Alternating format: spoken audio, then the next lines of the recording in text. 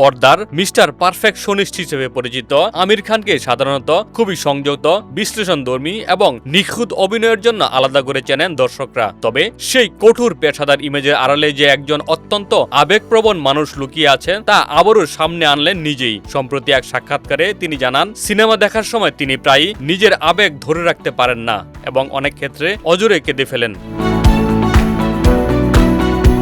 Radio মির্চিকে দেওয়া সেই সাক্ষাৎকারে আমির খান বলেন, তিনি বিশেষ করে রোমান্টিক এবং আবেগ ঘন গল্পের সিনেমার প্রতি গভীরভাবে আকৃষ্ট। সম্পর্কে টানাপোড়েন, ভালোবাসার জটিলতা কিংবা বিচ্ছেদের মতো বিষয়গুলো তাকে ভেতর থেকে নাড়িয়ে দেয়। এসব দৃশ্য দেখার সময় তিনি অনেক সময় বাস্তব জীবনের অনুভূতির সঙ্গে মিলিয়ে ফেলেন, যার কারণে চোখের পানি আটকে রাখতে পারেন না।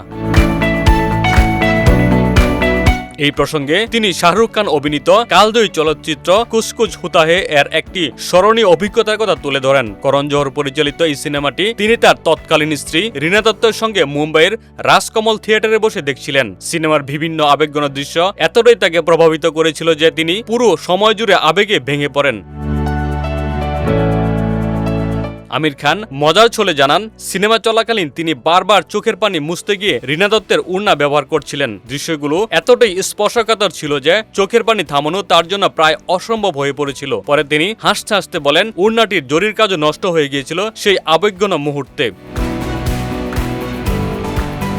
উল্লেখ্য, আমির খানকে সর্বশেষ বড় পর্দায় দেখা গেছে সিতারে জমিন পার সিনেমায়, যেখানে তিনি একজন বাস্কেটবল কোচের চরিত্রে অভিনয় করেছেন, যিনি বিশেষভাবে সক্ষম একদল মানুষকে প্রশিক্ষণের মাধ্যমে মূলধারার জীবনে ফিরিয়ে আনার চেষ্টা করেন। সিনেমাটি তার মানবিক বার্তা ও আবেগঘন গল্পের জন্য দর্শক মহলে ইতিবাচক সাড়া ফেলেছে।